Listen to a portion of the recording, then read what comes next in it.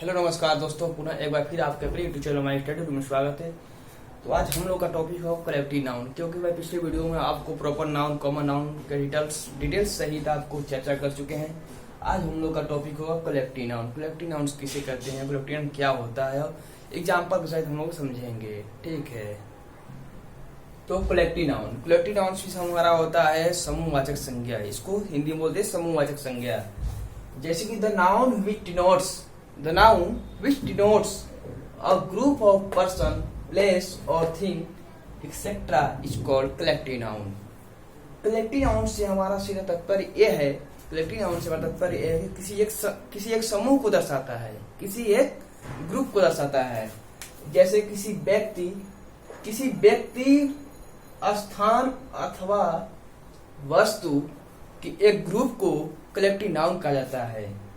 Collective noun means एक group, एक समूह को बोध कराता हो, उसे कलेक्टिव नाउन से समूहवाचक संज्ञा बोला जाता है। जैसे एग्जाम्पल आर्मी जो होती है, सेना होती है। सेना में एक सैनिक तो होते नहीं है, अनेक सैनिक होते हैं। जैसे टीम, इंडिया टीम है। इंडिया टीम में तो एक खिलाड़ी 11 प्लेयर होते नहीं है, 11 प्लेयर होते हैं। तो 11 प्लेयर का क्या हुआ, एक समूह हुआ। 11 प्लेयर का एक समूह हुआ। कमेटी, सभा में एक आदमी तो बैठते नहीं है। सभा जब लगता है तो जो भी हो उसमें 10, 20, 50 जो भी बैठक हो उसमें 10-20 सदस्य रहते हैं। उसी प्रकार ऑडियंस, दर्शक। इस सिनेमा हॉल में आप जाएंगे तो ऑडियंस वहां पर रहेंगे, ऑडिटोरियम में जाएंगे तो वहां पर दर्शक रहेंगे, ऑडियंस रहेंगे। ऑडियंस रहते हैं 10-20, 50 जो भी संख्या में होते हैं, ऑडियंस उसको कहते हैं। इत्यादि और भी हो सकते हैं। और इससे कुछ रूल है, कुछ नोट है, तो आगे हम लोग चलते हैं। कलेक्टिव नाउन आपको समझ आ गया होगा, किसी एक समूह को दर्शाता है, किसी एक समूह को दर्शाता है। ठीक है, और आगे बढ़ते हैं हम लोग। तो देखिए कुछ यहाँ रूल है, नोट। कलेक्टिव नाउन का प्रयोग सिंगुलर में होता है। कलेक्टिव नाउन का प्रयोग सिंगुलर में होता है और लिखा गया इनका प्रयोग प्लूरल में तभी किया जाता है। इनका प्रयोग प्लूरल में तभी किया जाता है जब मतभेद दर्शाया जाए, जब मतभेद दो व्यक्तियों के बीच मतभेद दर्शाया जाए, या फिर प्रत्येक व्यक्ति के बारे में कुछ कहा जाए। जैसे हम यहाँ देखें, कलेक्टिव नाउन का प्रयोग सिंगुलर में होता है। कलेक्टिव नाउन का प्रयोग सिंगुलर में होता है। आर्मी क्या है, कलेक्टिव नाउन है। आर्मी एक कलेक्टिव नाउन है, ठीक। और ईज जो है एक क्या है, सिंगुलर वर्ब है, सिंगुलर है। इसके साथ प्लूरल का प्रयोग नहीं होगा। यहाँ बोल रहा है सिंगुलर में होता है, इसका प्रयोग सिंगुलर में होता है। Army is the powerful. जो हमारी सेना होती है ताकतवर होती है, हमारी सेना आर्मी ताकतवर होती है। The committee meets every weeks. The committee क्या है, एक कलेक्टिव नाउन है। और मीट्स क्या है, V1, मीट्स जो हमारा है V5 है। V5 हमेशा अपने रूप में सिंगुलर होता है, तो यहाँ सिंगुलर का प्रयोग किया है। और फिर इस कंडीशन चलिए, इनका प्रयोग प्लूरल में तभी किया जाता है, इनका प्रयोग प्लूरल में तभी कहता है जब मतभेद दर्शाया जाए या कुछ प्रत्येक व्यक्ति के बारे में कुछ बोला जाए। यहाँ बोला है the audience have taken there seats. यहाँ हैव क्या है, प्लूरल दर्शा रहा है, प्लूरल को दर्शा रहा है। द ऑडियंस एक कलेक्टिव नाउन है, ऑडियंस, और हैव जो है प्लूरल नाउन है। ये ऑडियंस को बोल रहा है कि अपने सीट्स ग्रहण, अपने ऑडियंस जो है दर्शक अपने सीट ले लिए हैं। The team are divided. जो टीम क्या है, कलेक्टिव नाउन है, आर क्या है, प्लूरल है, प्लूरल है। तो इसके साथ प्लूरल क्यों लगाया है, ये बोल रहा है the team are divided over the issue of captainship. Captainship को लेकर टीम डिवाइडेड हो गई है। जैसे कि विराट और रोहित शर्मा के भी मतभेद हो जाती है तो कैप्टनशिप को लेकर। तो इसी प्रकार यहाँ बोल रहा है कि जो टीम है, इंडिया टीम में जो है, जो भी टीम है, वहाँ कैप्टनशिप के लेकर मतभेद हो गया है। तो ऐसे वाक्यों में हम प्लूरल का प्रयोग करते हैं, लेकिन सामान्यतः कलेक्टिव नाउन का प्रयोग सिंगुलर में ही होता है। ठीक, और बढ़ते हम लोग मटेरियल नाउन की तरफ। और देखिए मटेरियल नाउन क्या होता है। मटेरियल नाउन क्या होता है, आपको मटेरियल नाउन से, आपको मटेरियल शब्द से ही पता लग गया होगा मटेरियल नाउन क्या होता है। The noun which denotes material substance, वह नाउन जिसे हमें दर्शाता है मटेरियल सब्सटेंस को, मटेरियल मींस सब्सटेंस, और use for eating drinking it is called material noun, और इसका यूज खाने पीने के लिए होता है, और इसका यूज खाने पीने के लिए होता है। अर्थात इसको बोल सकते हैं दूसरे शब्दों में कि एक वस्तु से दूसरे वस्तु बनाई जा सकती है। इस ए मार्कर है, इसमें मटेरियल क्या लगा हुआ है, इसमें मटेरियल प्लास्टिक है, और प्लास्टिक से बनाया गया है मार्कर, वही बोल रहा है material substance. The noun which denotes material substance, the noun which denotes material substance और eat food eating drinking is called material noun. वह नाउन जो मटेरियल सब्सटेंस को दर्शाता हो या उसके खाने पीने का यूज हो तो उसे मटेरियल नाउन बोला जाता है। या उसको बोल सकते हैं एक वस्तु से दूसरी वस्तु बनाई जा सकती है। जैसे मिल्क है तो मिल्क से क्या हम कर्ड दही बनाते हैं, मिल्क से पनीर बनाते हैं, तो मटेरियल हो गया। इसी प्रकार एग्जाम्पल है सिल्वर। सिल्वर जो है, सिल्वर की जो चांदी होती है, चांदी की अंगूठी बनाई जाती है, तो एक वस्तु से दूसरे वस्तु में हो गया कि नहीं, हो गया।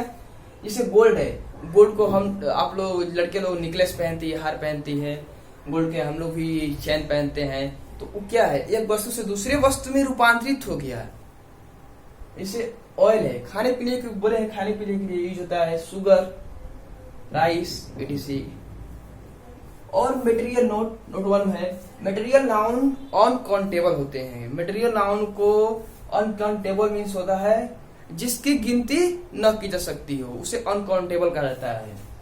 मटेरियल नाउन अनकाउंटेबल होते हैं, अर्थात इनकी गिनती नहीं की जा सकती है, अर्थात इनकी गिनती नहीं की जा सकती है। जैसे शुगर है, शुगर को क्या हम गिनती कर सकते हैं, क्या नहीं। वाटर गिनती कर सकते हैं, नहीं। राइस को गिनती कर सकते हैं, नहीं। इसी प्रकार ऑयल को गिनती कर सकते हैं, नहीं। और नोट 2 बोला गया है सामान्यतः इनके साथ सिंगुलर वर्ब का प्रयोग किया जाता है, सामान्यतः इनके साथ सिंगुलर वर्ब का प्रयोग किया जाता है, और इनके पहले कोई आर्टिकल का प्रयोग नहीं होता है, इनके पहले आर्टिकल का प्रयोग नहीं होता है। तो आपको उम्मीद है कि आपको मटेरियल नाउन समझ में आया होगा। और आगे बढ़ते हैं इसी प्रकार हम लोग एब्स्ट्रैक्ट नाउन की तरफ। Abstract noun, abstract noun means भाववाचक संज्ञा। Abstract noun means भाववाचक संज्ञा। The noun